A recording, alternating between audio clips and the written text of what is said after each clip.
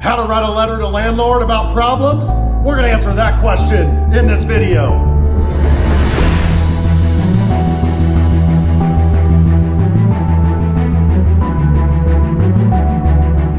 Okay, let's rock. Are we talking about a landlord for your home, like a residence, or are we talking about a landlord for a business? It's two different things. However, most of the time the advice is about the same.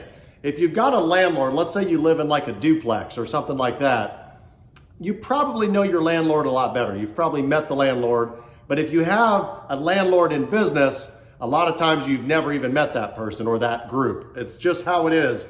A lot of times it's that way. Hopefully, if you're in business, it's somebody that you've met, you're able to reason with, you're able to get to know, and you both have a mutual understanding of if there's problems, here's my cell number, here's my email, and you can work things out. But we're talking about writing a letter, and you're probably asking this question because there's something that came up that's a serious problem or something you want to deal with. Well, if you're asking yourself, do I need to write a letter? The first thing that I recommend before that is try to get on a call with a landlord and see if you can get what you want resolved with a quick phone call. That's usually the easiest way to do it, because a lot of times a landlord will see, oh yeah, that's something simple, and they might be willing to just help you out. But if it's a serious problem, something where like you've called the landlord multiple times, you know what I'm talking about, and you're like, gosh, this person's not doing anything, they're not returning my calls, I've emailed them, no response, or they're not giving me what I want, and I just don't know what to do. Depending on the severity of the problem, you might have to actually hire an attorney. You might have to get a lawyer involved. I mean, you never know what's going on. It just depends really on what's going on. But remember, regardless of what you're doing, if you're going to create a lot of problems for your landlord, if you think that you want to stay there long term, the landlord has the right, when your lease agreement comes up, to just kick you out. Basically to say, sorry, I'm not renewing, and you got to leave. So that's something just to consider, not to be fearful about, but to consider, especially in business, because in business, you might already be established. And if you keep causing problems for that landlord, they're going to end up maybe telling you, we don't want you here anymore. We want to get another tenant that's not going to be so problematic or something like that. But let's say you've got a real issue, okay? This is something serious, something where, let's say your air conditioner broke, right? And it's the summer, and every night you're going to bed, you're sweating and your family's sweating, and you're like, oh my gosh, the landlord in the lease agreement is responsible for, that HVAC unit. Let's just say that's the case. And you're like, well, I need to write a letter to the landlord. Okay, here's what I would do. Nowadays, because we're way in the future, email is considered letter, right? But look at your lease agreement, because a lot of times landlords will put in that lease agreement that in order for you to technically give them notice, written notice, as they call it, written notice, you have to mail it like snail mail. You have to physically type something up like on Microsoft Word, save it, date it, sign it, then fold it up, put it in an envelope, put a stamp on it. But you don't just put a stamp on it. Usually, especially in a business, they want you to send it certified mail with a return receipt. And that might cost you $5, $6, $7 to do it, but that certifies that that piece of mail was actually mailed out. And then when they get it, they have to sign for it.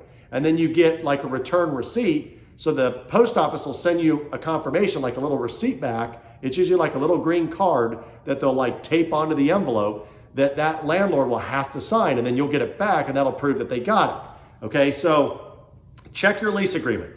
See what the requirements are. Maybe in that lease agreement it says email is a acceptable form of writing, as they call it, right? So the key word is in writing, so make sure you check that out. Now, I would do both. If you're really having problems, make sure you have an email sent out, and I would send a written letter. It could be handwritten, but most people just do it on, like I said, Microsoft Word or some kind of notepad or something like that, and then mail it and explain your situation in full detail. And then take a folder, get an actual folder and stuff all that stuff in there, document it all, so that if this becomes this ongoing issue and you end up having serious problems that you have to deal with, you've got proof that you emailed on this date, and this date, you mailed a certified letter with the same information, with a return receipt. You've got your return receipt back. You got proof that they got it. Some landlords, it's very rare, but in some rare cases, the landlord might have some serious problems. Maybe they're having health issues. Maybe they're in the hospital, right? Maybe somebody passed away. Maybe the landlord passed away and you're not getting a response.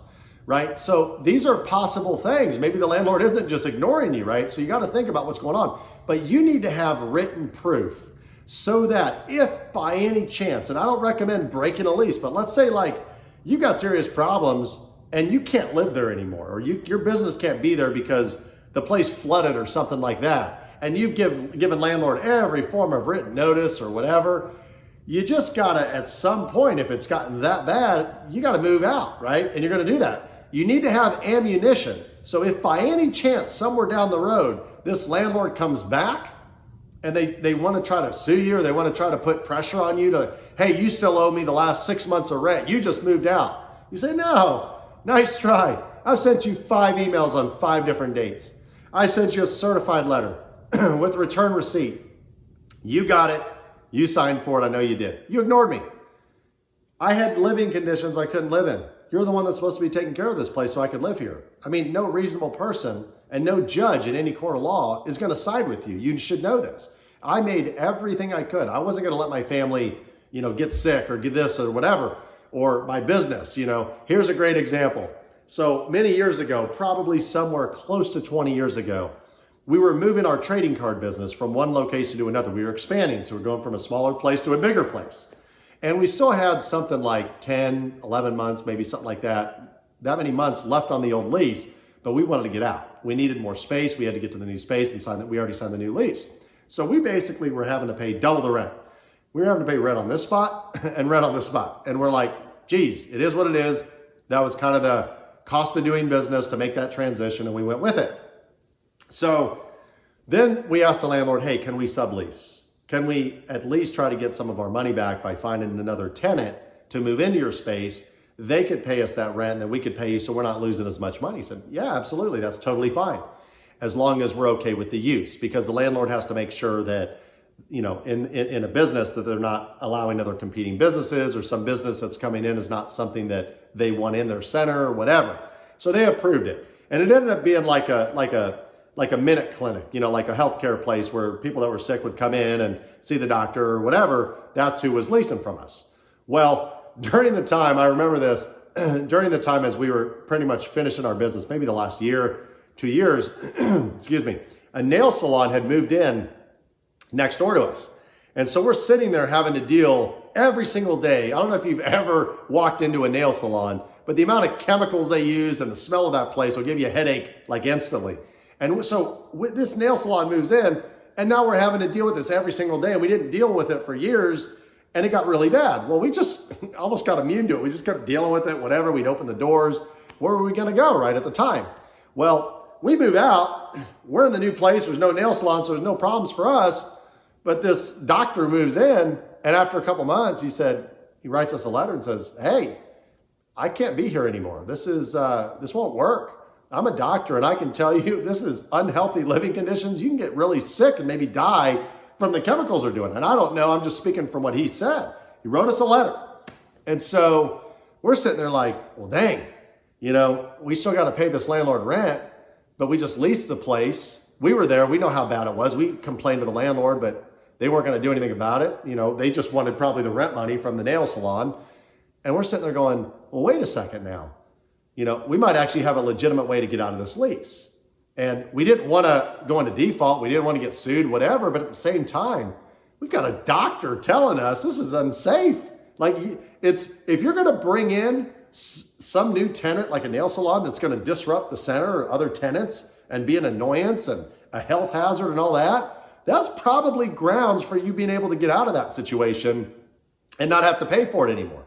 So we were talking with the landlord, and then of course they didn't like it because they just want to get money. They don't care about us. That's the thing about most landlords. I've got some good ones that actually are caring landlords, but most landlords, they're corporate. They could care less. They just want to get their check in the mail. They want to make sure that you're not causing problems, and that's really it. They just want to pay off their building or pay off their shopping center, or if it's already paid off, they just want to get the income, and they just don't want problems. So we actually just said, hey, here's the deal. We're not going to pay you anymore. We wrote them a letter. We sent it certified mail.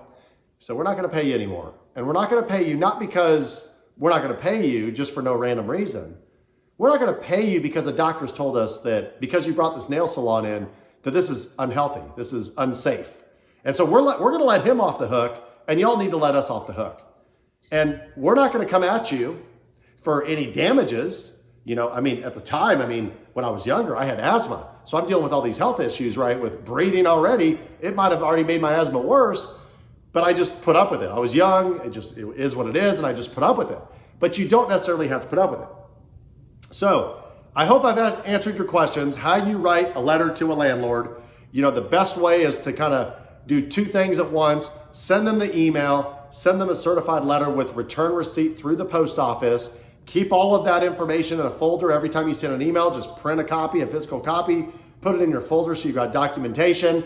Remember, the best way to solve problems with humans, period, anybody, period, whether it's a landlord-tenant relationship or whatever, is try your best to resolve it amicably, where both sides are happy. Try to be reasonable. And I always try to say, follow the golden rule. Treat others as you'd want to be treated. So if you're treating the landlord fairly and you're looking at from his perspective or her perspective, whatever that landlord entity is, and you're like, I need to be fair with them. As long as you're being fair and they're being fair to you, in most cases, you can work it out. But if you need help, sometimes you got to hire an attorney and go that route, which is always very costly.